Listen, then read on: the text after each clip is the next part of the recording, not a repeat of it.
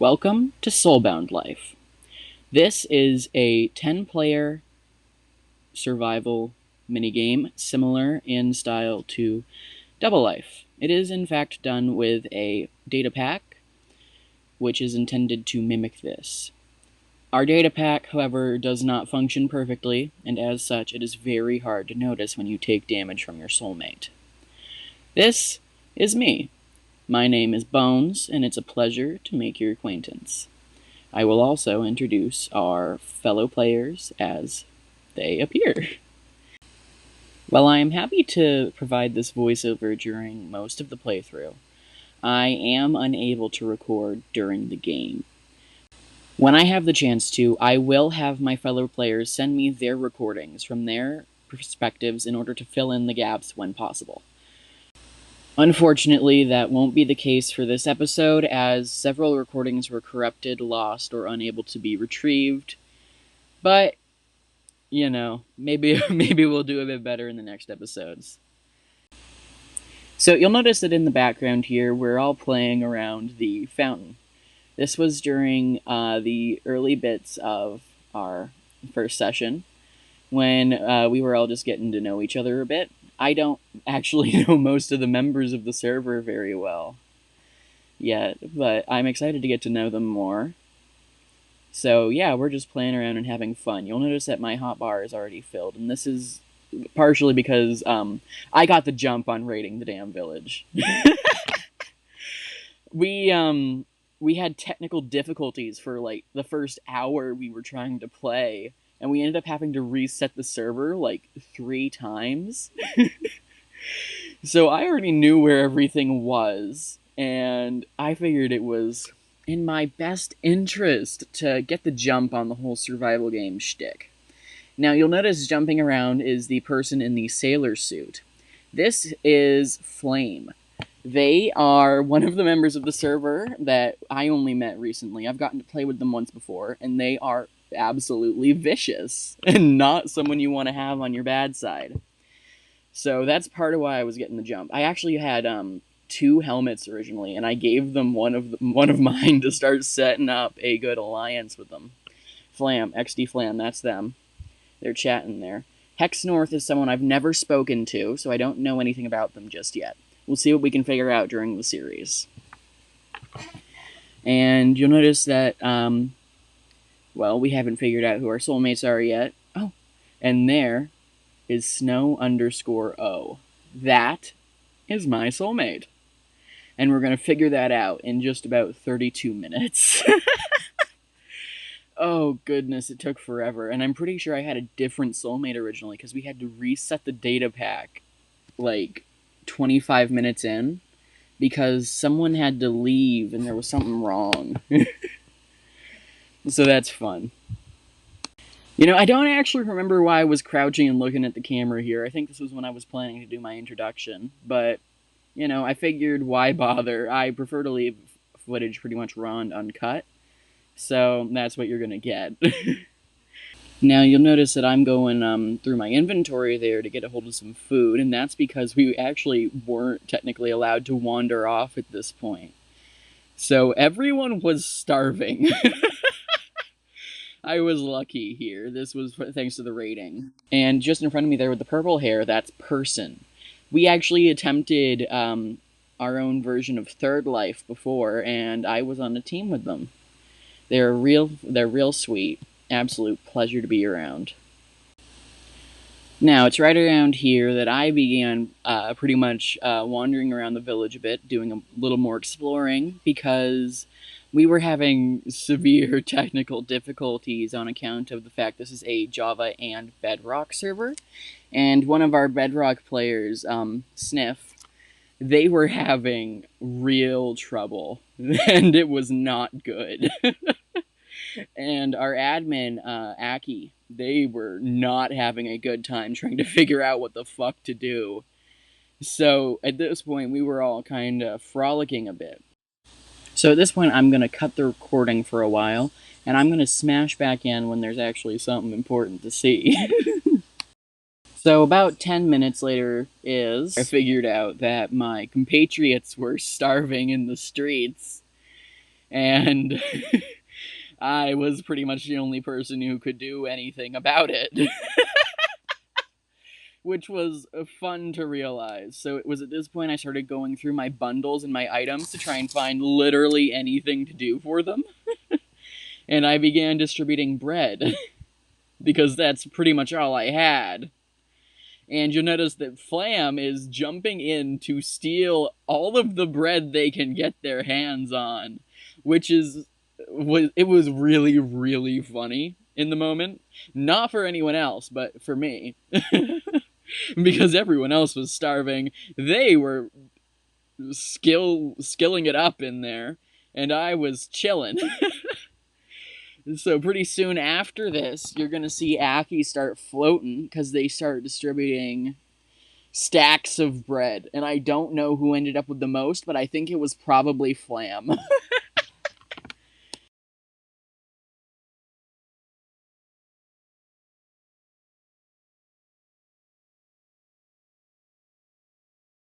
Now, there with the blue hair, that's Titania. They are a real sweet fella. She's, I got to play with her for a bit when we were playtesting in the world. And, yeah, she's cool. She's pretty cool. Now, in front of me there, for a little bit, is Awaywen K. K. I've never spoken to them. I don't know them. I do know that by the end of the session, we figured out they were bound to Person, and it took so long. And Person pretty much ended up divorcing K. Key? I don't know how to say their name. I've never spoken to them. But Person pretty much abandons their ass pretty quickly there. So you'll see that pretty... No, you won't see that. We don't show it at all. It was done over call, which is what I don't have access to. But we were, Snow and I were in call with Person pretty much the entire session. And towards the end there, Titania and Flam as well. And from the looks of it, actually, we're going to end up having a bit of a group up going. Because I think Flam is very cool and very strong. And if we don't group up with them, I think we're cooked. So we'll see how that one goes. But yeah, that was Key. I think they've been divorced, which is not going to be very fun for them.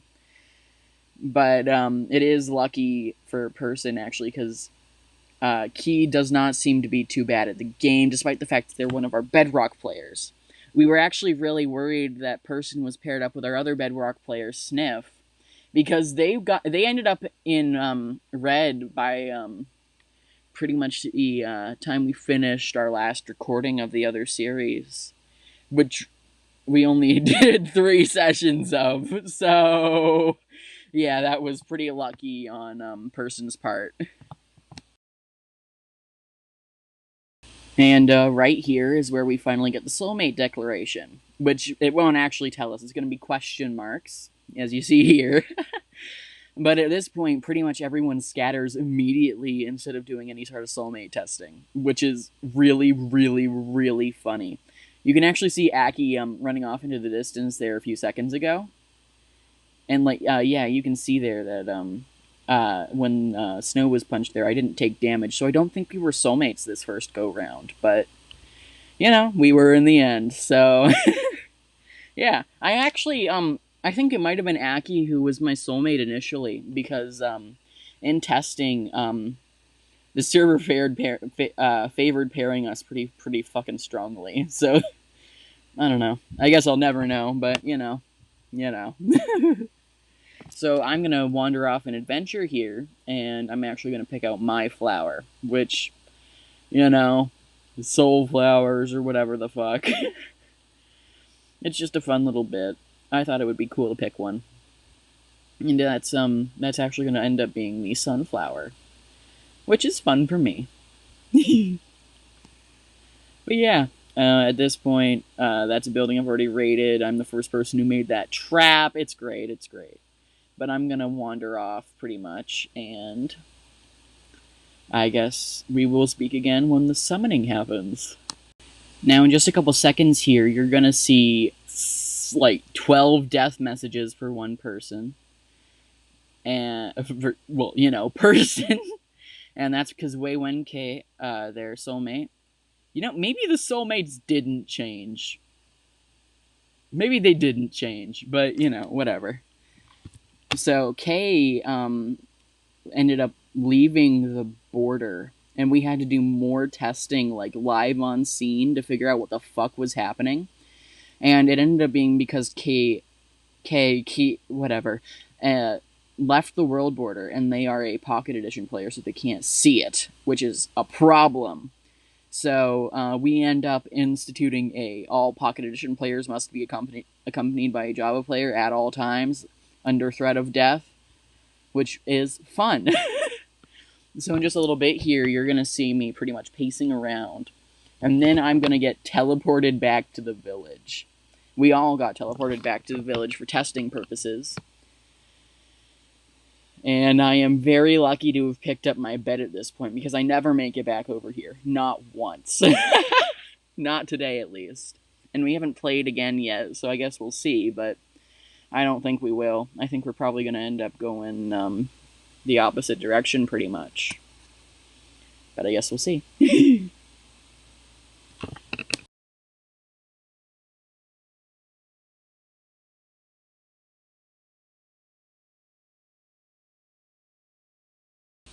Actually, you will see us talking in chat, because we all scattered into separate Discord voice calls at this point, because proxy doesn't work given the Bedrock players. So, yeah. We're all in separate Discord calls, frantically trying to figure out what the fuck is happening. Which is great, it's just great. And at this point, we all start trying to make our ways back to the village, but, you know, we're gonna get teleported there anyways, so I guess it doesn't matter in the end. So yeah, we end up totally resetting everything, because going out of the world border completely screws it all up. Aki turns the sun back on, things start burning, I go hunting, because I'm not gonna lose a good bone opportunity. You never know when you're gonna find a dog. You never know. Flam is talking about llamas. That's great. I think they had a pet one at this point, but they lost it in the flood. But they might not have. I don't know. I never actually saw them in person again during the session. And there's the teleportation. And we are very lucky no one died. So we all ended up in the primary VC at this point. Oh, there's my soulmate. What will be my soulmate? What may be my soulmate then that I just didn't notice. I don't know. But that's Snow. Sniffles, that's Sniff. Key, Titania, Hexnorth, who I still don't know. Aki in the green, that's our admin. I think there are some people that I literally never see. Earlier on, you probably saw... there was Hexnorth getting executed for testing purposes. As it turned out, they were soulmates with Snow at first, so I wasn't originally, but everything got reset in the end, so, you know. But, so as it turns out, the only issue was with Bedrock players leaving the border. So it was at this point in the VC that we declared the Bedrock players must be accompanied at all times doctrine, which was fun. I am very lucky to have not ended up with a Bedrock player, I think, because I don't know Key, and Sniff is a nightmare to play with. But, you know, it's chillin'. So at this point, we turned the data pack off and then back on again to reset everything. And soulmates changed. You can see Elle in the chat there saying everything feels like a mess, which is so rude, because Aki tried really, really hard to get everything set up properly before this. But more and more issues just kept popping up as we went. We actually tried to have our first session a week before this, but it just didn't work because everyone was busy. But we all made it this time, and hopefully we'll all make it again, and we can have another session. But yeah, at this point, new soulmates are established. I have me, I am sitting with Aki for a bit. We're testing. It's not me and Aki though. It's gonna be me and Snow, which is fun. I like Snow. They're real kind. They are a redstoner and a builder actually, which is pretty cool.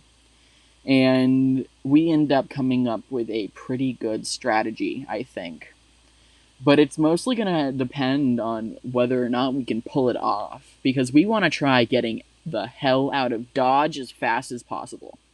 Because if no one knows where we live, no one can kill us. Because they are, well, good at general Minecraft, not great at battle games. And I have never tried. I have participated in a server before, though, so I guess we'll see if I can make it as long as I did in that one.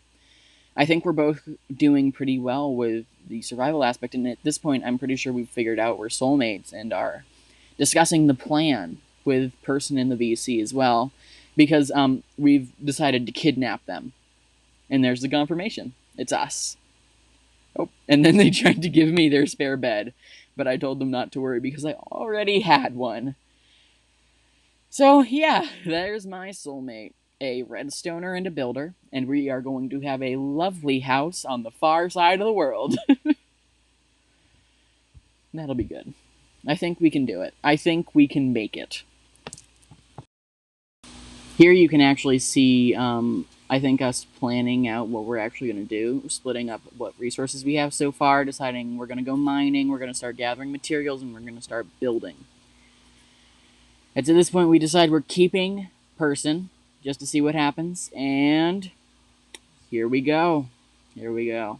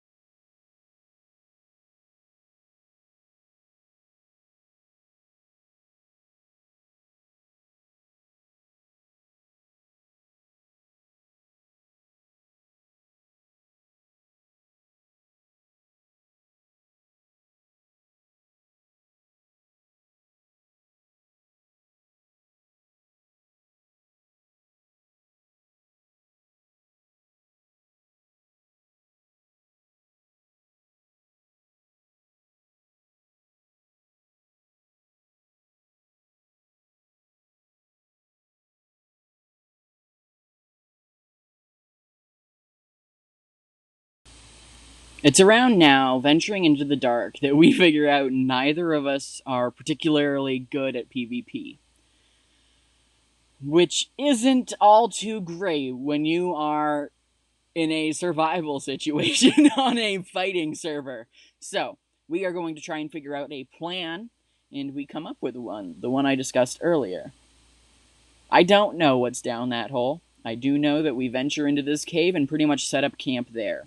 We raid a mine shaft. We don't find much. I fail utterly at any sort of mining, which is horrific. I will do better next time. Snow nearly dies to a skeleton or a zombie. I nearly die to a skeleton or a zombie. Oh, God. We figure out we have no hope of winning this if we can't get the hell out of Dodge. So that's what we decide to do.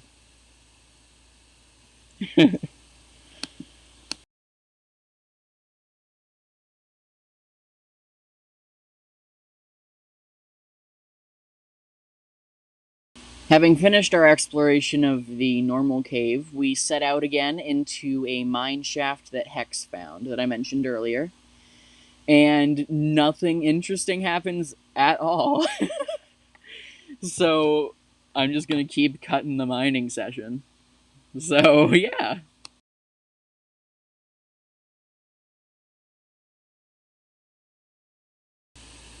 Now, as we leave the mine shaft here, we decide that we're gonna have to pack all of our things up and make a run for it, pretty much. So, that's what we're gonna do, as soon as we find each other. We thought it would take forever because we were both hopelessly lost. but Snow finds me, and then Snow finds the base. So Snow has a great sense of direction, and I am very glad of that, because I get lost in the caves so easily unless I have a noticeable path marked out. And because there were two of us, we were both leaving torches, and it was very bad for us, for me, on the getting out part. So that was very good.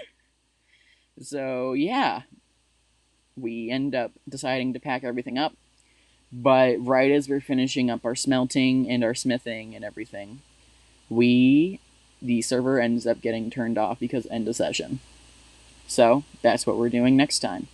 Packing our things, finishing packing our things, making our grand escape, and starting our base. Thank you for joining me for the first session of SoulBound Life. I hope you enjoyed this, even though it wasn't very well edited. It didn't have any real audio, and I'm not sure if I'm going to put music in or not at this point. So I guess we'll see. Best of luck. Goodbye.